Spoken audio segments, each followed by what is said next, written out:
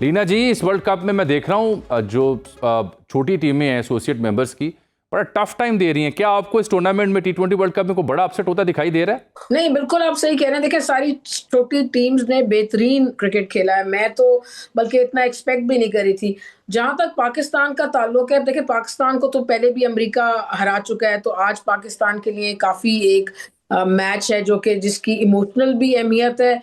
Pride से भी उसका ताल्लुक है कि पाकिस्तान इतनी बड़ी टीम है और वो हाल ही में हारे थे अमेरिका से। तो आज जो है ना, जिसको कहते हैं ना कि बदला लेने का, एवेंज करने का, अपनी जो डिफीट है उसको अवेंज करने का टाइम है पाकिस्तान के पास। तो पाकिस्तान के लिए तो हमेशा इस तरह खतरा रहता है कि पाकिस्तान जो है, आपको जैसे नासिर हुसैन कहते थे ना, Pakistan team 1 minute up 1 minute down. तो एग्जैक्टली। पाकिस्तान का तो कुछ पता नहीं होता, लेकिन इस वक्त पाकिस्तान अच्छा क्रिकेट खेल के आ रही है। ऑस्ट्रेलिया के खिलाफ अच्छा क्रिकेट खेला है।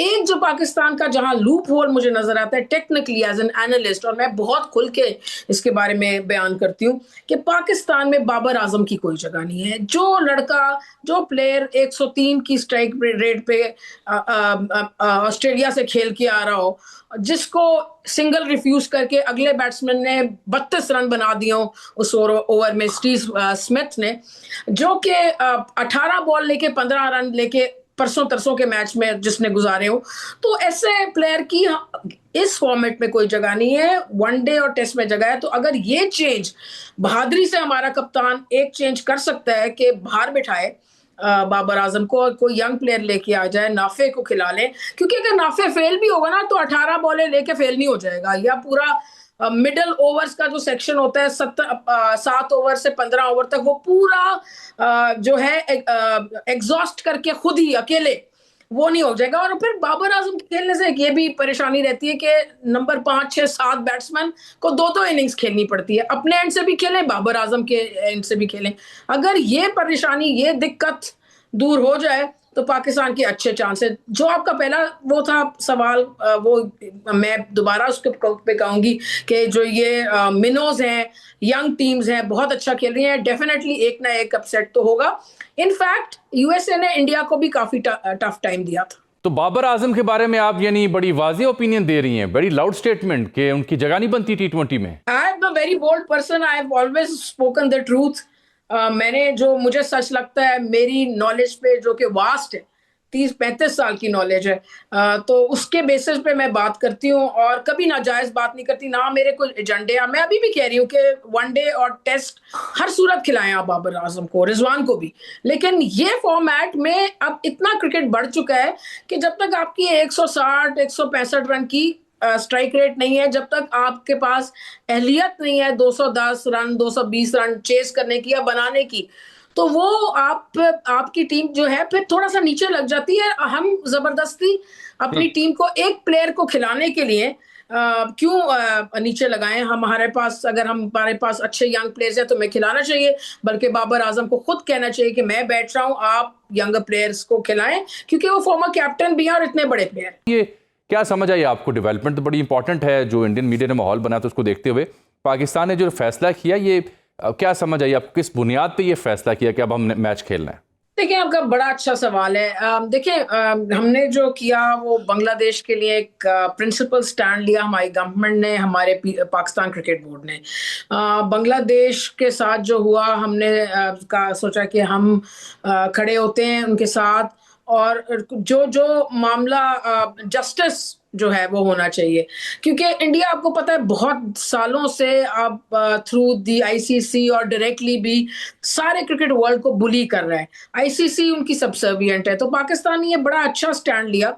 और जो बांग्लादेश का वाला हिस्सा है ना पाकिस्तान के स्टैंड का, कि बांग्लादेश पे कोई आंच ना आए और उनको एक टूर्नामेंट भी मिल जाए आगे जाकर आईसीसी का होस्ट करने के लिए, अभी भी उन पे कोई पेनल्टी ना लगे, और वो सारा, वो तो बहुत ही अच्छा हुआ। और इस सारे मामले की स्टांस की वजह से, इस स्टैंड की वजह से जो पाकिस्तान ने लिया जबरदस्त, उससे बांग्लादेश को तो ये सारे फायदे हुए।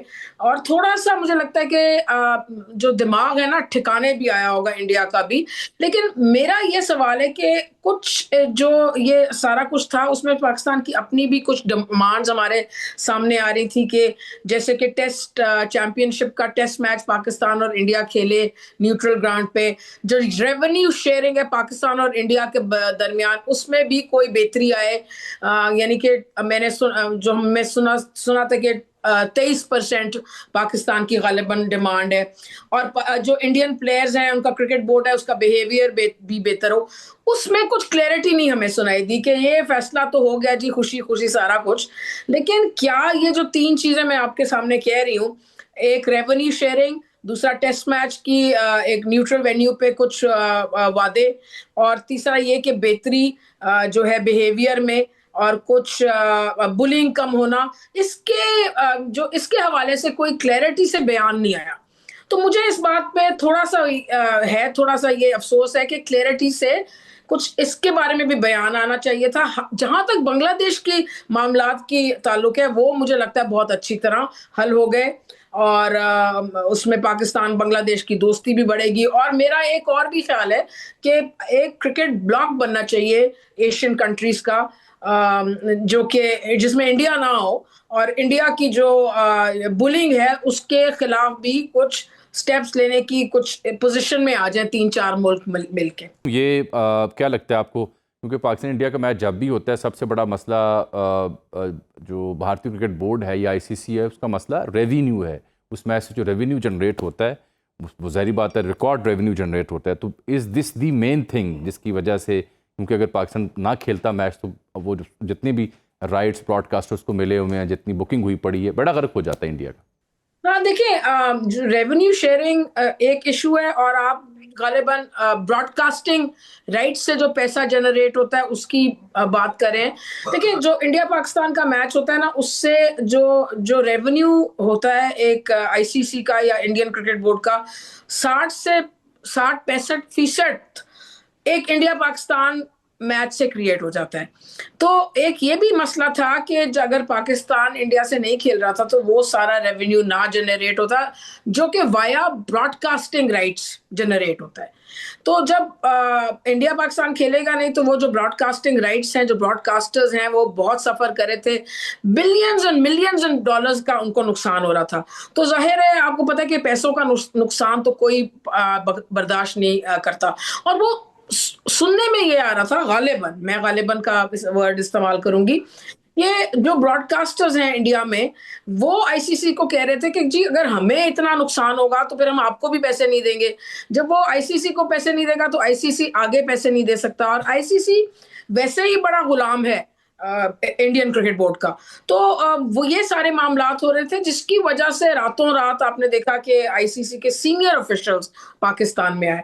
तो मेरा इसमें यही कहना है कि पाकिस्तान ने बांग्लादेश के लिए तो जबरदस्त काम किया, और ये जबरदस्त है क्रिकेट वर्ल्ड के लिए एट लार्ज काम करना और उसके लिए स्टांस लेना, स्टैंड लेना, लेकिन अपने लिए भी कुछ अचीव करना चाहिए था। जो मैंने आपको पहले बातें की कि हमें भी, अगर हमारी वजह इंडिया पाकिस्तान के मैच से हो रहा है ना, कोई India versus south Africa match से तो वो इतने पैसे जनरेट नहीं हो रहे, तो पाकिस्तान को भी उसका में सही हिस्सा में मिलना चाहिए। उनके प्लेयर्स को, उनके क्रिकेट बोर्ड को तमीज से काम करना चाहिए, तमीज से आगे बिहेव करना चाहिए, जैसे कि वो हैंडशेक नहीं हुआ था, वो ऐसे मामले ना हो।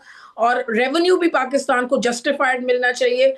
और उसके साथ एक बड़ी ये भी बात हो रही थी कि जो बायलैटरल सीरीज हैं न्यूट्रल ग्राउंड पे, खासकर टेस्ट क्रिकेट चैंपियनशिप के जो मैचेस हैं उसको भी इंडिया को मनवाना चाहिए था। तो उस हवाले से मैंने कुछ अभी तक क्लियरली नहीं सुना। तो मैं चाहूंगी कि हम सुने उसके बारे में भी क्लियर हमारे सामने पॉइंट ऑफ व्यू आए। अच्छा, मुझे ज़ाती तौर पर तो नहीं लगता कि ये हमारे साथ इंडिया जो है वो बायलैटरल सीरीज़ खेलने के लिए तैयार हो।